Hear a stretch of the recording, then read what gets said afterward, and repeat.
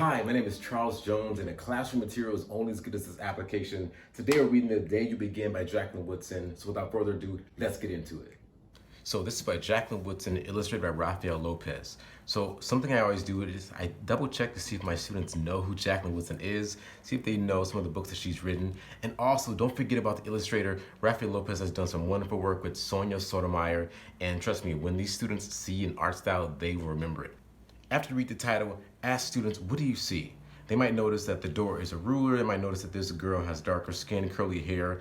Allow every student to respond because that's going to make them feel included. All right, let's jump into it. There will be times when you walk into a room and no one there is quite like you. In this moment, I am asking students immediately, how do you feel on the first day of school? Listen to every response they say. Some of them are going to say excited, happy, sad. You want to make sure everyone feels included. Maybe it would be your skin, your clothes, or the curl of your hair. Now I have students who just touch their own hair. Then how does that feel? And then have them look at other students in the room. What does their hair look like? We're not going to touch anyone else's hair, but it's good for them just to see that we all look different, and that's a beautiful thing. On this page, we end up hearing about a guy named Rigoberto. At this moment, I have my students practice that name. The reason is because they're going to encounter many people with different names in them, and they need to practice what that sounds like. And by no circumstances do we give people nicknames if we can't pronounce their name. There was another book that we'll be reading soon that's about a name, so stay tuned for that as well. And this would be a good moment for them to think about, how does it feel when people don't understand your name or don't understand how you sound? How does that make them feel? Hopefully the students are jumping into that empathy. Right?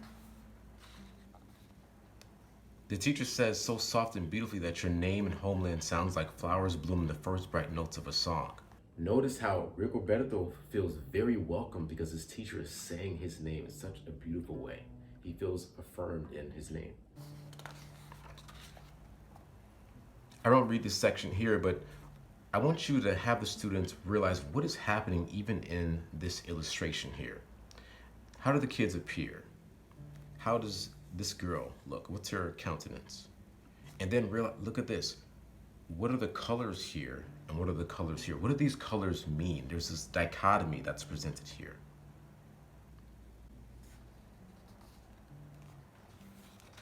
And ultimately, she's been kind of upset because she hasn't done anything. She's just stayed here with her sister.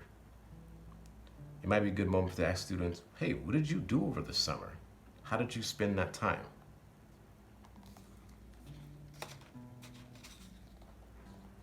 There will be times when the lunch your mother packed for you is too strange or too unfamiliar for others to love as you do. Great time to ask students, hey, what's your favorite food?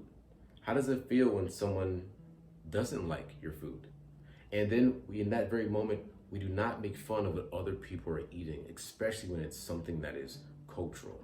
This is something amazing to note.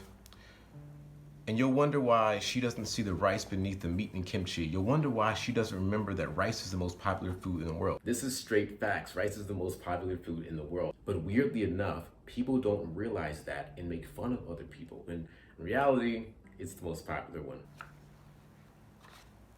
Now this one is very interesting. There's a reason why this little boy can't run too fast or too far. You can have the students kind of wonder about what that is. But also take a deeper look.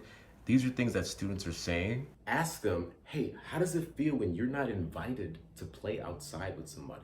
Hopefully they are realizing that, yeah, I don't really like how that feels. That's not good. And then progress them to another thought. What do you say when you see someone who is by themselves? Hopefully they invite a person, but then it's also to know that some students want to be by themselves, but it's great to have everyone feel included if they would like to.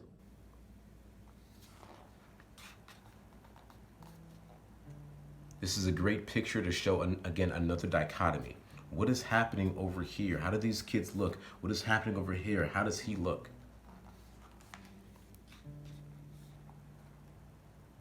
And again, sometimes I will just have the students look at this page and tell me, what do you see?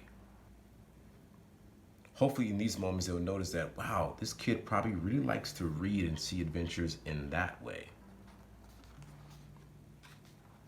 And then, great moment to compare how the girl's face looks now compared to others. And it's because now she's feeling proud of the things that she's done with her sister. Telling all those stories, even though we were right on the block, it was like we got to go everywhere. She's having all these wonderful adventures. And that's what's made her feel very excited, even though she didn't go to other places like her friends. And then Roberto says, your name is like my sister. Her name is Angelina too. This is a great moment to have students, hey, what relatives do you have? Do you have brothers and sisters, your only child? If they're not being as responsive, you can just have them do a hand raise or so. It's good for students to share, because that's how they bridge those connections with some of their peers.